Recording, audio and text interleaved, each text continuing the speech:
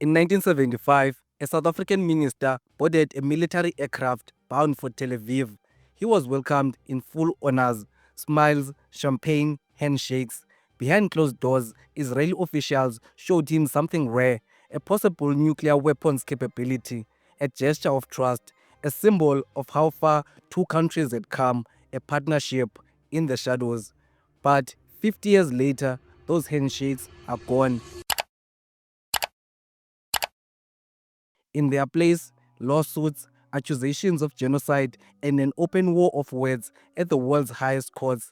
This is the untold story of how South Africa and Israel went from quiet allies to bitter enemies.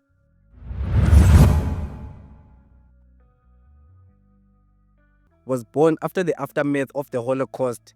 South Africa was solidifying its apartheid system. Both faced enemies on their borders. Both saw themselves as surrounded, threatened, misunderstood. But their pathways quickly diverged.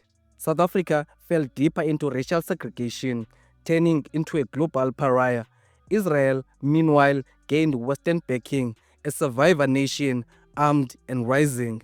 And yet, their isolation would eventually bring them together. By the 1970s, the world was shifting. South Africa was banned from the Olympics, cut off from weapons trade, sanctions for its brutal system of the apartheid. Under Prime Minister John Vorster, South Africa began viewing Israel as a valuable partner. Israel, on the other hand, had problems of its own, surrounded by hostile neighbors, dependent on military innovation, hungry for diplomatic leverage. What followed was one of the most secretive alliances of the Cold War. Documents declassified would later reveal joint weapons development programs, the alleged exchange of nuclear missile technology, and the multi-billion-dollar trade in arms, intelligence, and training. In 1975, a controversial Israel-South African agreement allegedly included discussion of nuclear warheads, though Israel has never confirmed or denied it. Israel pilots helped train South African Air Force. South African uranium was rumored to power Israel reactors, and both governments kept it quiet because both knew if the world would find out, it would literally explode. But while the alliance thrived in shadows, the streets were on fire. In Soweto, black students were gunned down for marching. In Gaza and the West Bank, Palestinians threw stones at armored vehicles. Two people, two struggles, and two governments linked by secrecy responded the same way, with force, with surveillance, with denial. But the people of the world were watching. Protests erupted in London, in New York, in Lagos, and in Tehran, and the oppressed saw each other. Nelson Mandela said it himself, "Our freedom is incomplete without the freedom of Palestinians." In the 1990s, everything changed. Apartheid fell. Mandela walked out of prison. The world cheered. South Africa was reborn. The release of Nelson Mandela and the fall of apartheid meant that South Africa re-entered the global community. And suddenly, Israel had a problem.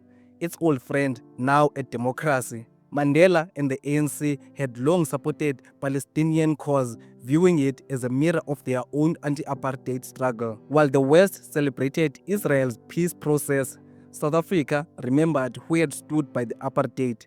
The new South African government downgraded ties with Israel, backed the PLO, and declared solidarity with Gaza. From that point on, relations began to sour. Fast forward to today, South Africa is no longer in Israel's corner, it's in BRICS, alongside Russia, China, and Iran.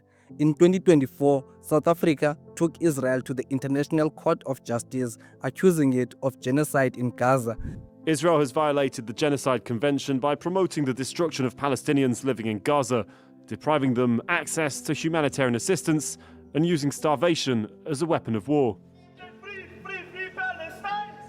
The courtroom was packed. The charge, mass killings of civilians. The accuser, a country once accused of similar crimes. Outside, in Cape Town and in Johannesburg, protesters waved flags of Palestinians. Inside parliament, ANC leaders condemned Israel's occupation of Gaza. And when the US condemned South Africa's case, South Africa stood firm. Donald Trump imposed sanctions on South Africa, hoping they drop their case against Israel. But so far, South Africa has not dropped the case. We've lived under apartheid. We know what it looks like. The fallout hasn't stopped. Israeli media calls South Africa hostile. South African media calls Israel an apartheid state. Right-wing voices in the US speak of white genocide in South Africa, while South Africa speak of genocide in Gaza. Both nations accuse each other of selective morality. Both claim they know the pain of persecution, and both now stand on opposite sides of history. Once they were allies in secrecy. These two countries developed nuclear weapons in secrecy, but South Africa dismantled their warheads just before the apartheid regime ended. Israel, on the other side, keeps denying it possesses nuclear weapons. Now both countries are enemies in full view. Their histories are tangled in memory, in morality, and in blood. Because when one country forgets its own past, another might remind it. And sometimes the loudest courtroom in the world is the one built in silence.